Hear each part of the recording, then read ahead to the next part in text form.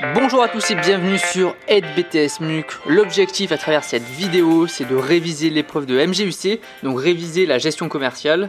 Et si vous voulez aller justement plus loin et réviser en seulement quelques minutes, vous pouvez aller sur le site, tous les liens sont en description, il y a plus de 80 fiches de révision pour votre épreuve de MGUC. Les grandes bases des statistiques, donc déjà on va commencer par le vocabulaire, mais ce qui est important aux statistiques déjà c'est que, on va dire c'est une introduction aux prochaines vidéos qui vont apparaître sur la chaîne, c'est sur la prévision des ventes. Donc il y a plein de méthodes justement pour faire la prévision des ventes, pour prévoir à l'avance le chiffre d'affaires ou les objectifs. Et les statistiques permettent justement de comprendre notamment la méthode des moindres carrés qu'on verra plus tard sur la chaîne. Donc le vocabulaire de base en statistique à connaître, c'est X, ça va être ce qu'on appelle le critère étudié.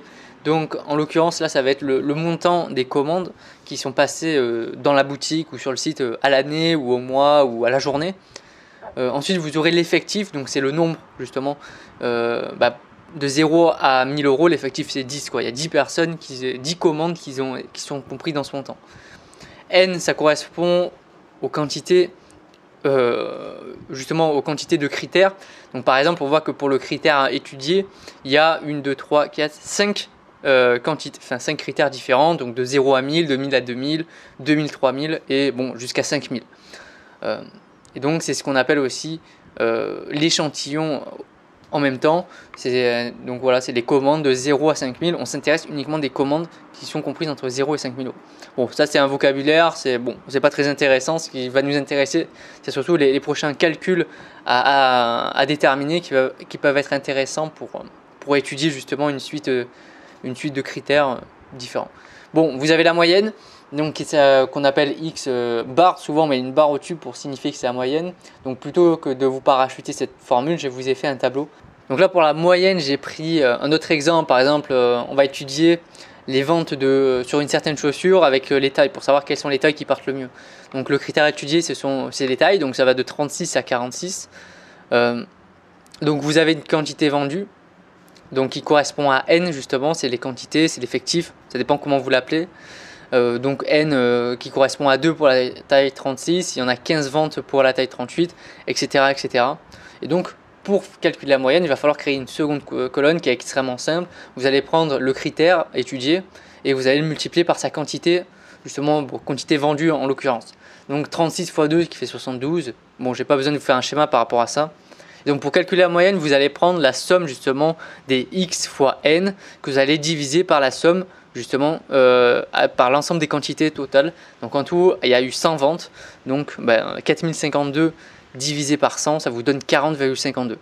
L'interprétation là-dedans, c'est qu'on sait que en moyenne, on va vendre une taille 40 de manière générale. Donc pour pouvoir mieux prévoir les ventes, on sait que pour cette chaussure, il va falloir prévoir de produire en plus grande quantité la taille 40 et non la taille 36 par exemple. Donc on a d'autres aussi indicateurs possibles à calculer. Vous avez ce qu'on appelle le mode. Donc j'ai fait un tableau pareil, donc vous reprenez vos critères, donc de la taille 36 à 46, et dans l'idée c'est de trouver la quantité la plus élevée. Donc en l'occurrence dans ce cas là c'est aussi la taille 40 parce que vous voyez bien que la quantité vendue elle est de 48 pour cette taille et c'est la plus élevée par rapport aux autres, donc c'est ce qu'on appelle le mode. Des fois elle doit se rapprocher le plus possible aussi de la moyenne la plupart du temps. Des fois il y a des différences, mais la plupart du temps ça correspond carrément ou presque à la moyenne. Ensuite vous avez la médiane. Donc la médiane, tout simplement on va prendre la somme de toutes les quantités, donc 100 qu'on va diviser par 2.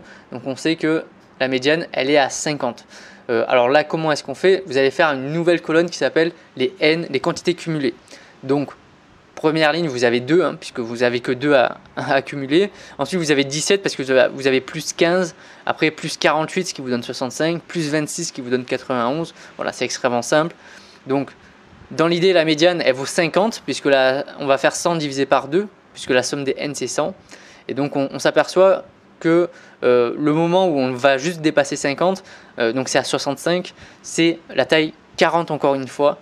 Donc voilà, la médiane c'est 40. Ça veut dire que 50% des ventes sont comprises entre 36 et 40 et 50% des autres ventes sont comprises entre 40 et 46. C'est comme ça qu'on interprète la médiane. Maintenant, on va parler de la variance qui va nous permettre de calculer l'écart type. Donc là, on a une méthode, enfin une formule qui a l'air un peu barbare comme ça, mais je vais vous l'expliquer en détail. Donc vous reprenez votre tableau comme d'habitude, donc la taille, donc le critère et les quantités vendues, donc qui correspondent à n.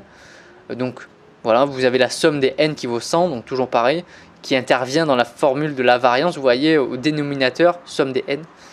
Ensuite, vous allez devoir créer deux autres colonnes. Le x au carré, donc c'est très simple, vous prenez votre taille, 36 au carré, ce qui vous donne 1296. Donc je vous conseille vraiment d'avoir une calculette pour gagner du temps. Ça serait bête de perdre du temps sur ça et de faire une erreur au passage. Donc ça c'est x carré. Et ensuite, c'est juste une colonne qui va nous servir pour, en tant qu'intermédiaire, puisqu'on va la multiplier par n pour faire x au carré multiplié par n. Parce que vous voyez bien que dans la formule de la variance, vous avez la somme des x au carré fois n qui intervient. Donc très simple. Donc dans cette formule, pour la somme de la variance, on verra juste après dans la prochaine diapo le détail du calcul. Mais l'objectif de la variance justement, c'est de calculer l'écart type. On va voir ça tout de suite. Donc on reprend la formule de la variance. Donc bon, l'écart type c'est la somme de la variance. La variance, je vous ai déjà montré la formule, c'est celle-ci. Et on sait que ce symbole, vous avez la moyenne qui est au carré. Donc bon, vous allez calculer, vous allez reprendre votre tableau. Vous allez chercher justement les différents éléments de votre formule, donc la somme des n, la somme des x au carré fois n, et ensuite vous allez calculer la moyenne au carré. Donc la variance, vous allez reprendre justement ce qui est coloré, donc 164 520, ce qui correspond à la somme des x au carré fois n, divisé par la somme des n, donc divisé par 100. J'ai calculé la moyenne, on reprend la moyenne qu'on avait calculée précédemment, donc qui était de 40,52, qu'on la met au carré, et donc ça nous donne... Au total, quand vous faites tout ce calcul, ça vous donne 3,2 en variance. La variance en elle-même, ça ne nous sert à rien. Ça nous sert juste à calculer l'écart type, mais on n'a pas d'interprétation à faire. Donc, l'écart type, c'est la racine de la variance. Donc, racine de 3,2, quand vous faites à la calculatrice, c'est 1,79. Qu'est-ce que ça veut dire vraiment ce 1,79 maintenant? C'est ça qui est le plus important. Vous savez que vous avez une moyenne à 40,52, on l'a calculé précédemment. Si vous enlevez un écart type, donc vous avez 38,73, et si vous en ajoutez un, vous avez 42,31. Dans l'idée, c'est quoi? C'est que lorsque vous prenez un écart type, vous avez 66%, au moins 66% de l'effectif, donc des quantités vendues, qui sont comprises à plus ou moins un écart type de la moyenne. Ça veut dire que quand vous regardez votre tableau, si vous prenez de la taille 38 à la taille 42, vous voyez bien que la plupart des quantités vendues font partie de ces tailles, de 38 à 42. Parce que vous voyez bien, vous avez 15, 48 et 26 de vente. Quand vous prenez deux écarts types, vous avez 95% de l'effectif. Donc si on prend deux écarts types, ça fait quasiment, ça fait entre 37, la taille 37 et la taille 44. Vous voyez bien qu'on a la plupart de l'effectif qui est compris dedans. Il y a juste la taille 36 et la taille 46 qui ne sont pas compris dedans, mais vous voyez bien qu'on a 97 des quantités qui sont compris dedans. Donc on a 97% d'effectifs. Donc c'est à ça que ça sert. L'écart type, c'est vraiment un indicateur de dispersion autour de la moyenne. Ça permet vraiment de se dire, si je prends un écart type, plus ou moins, j'ai la plupart de mes ventes. Et donc c'est par exemple, c'est la taille 38 à 42, donc qu'on va produire en plus grande quantité. Le reste, on va produire en moins grande quantité, par exemple. C'est à ça que ça sert.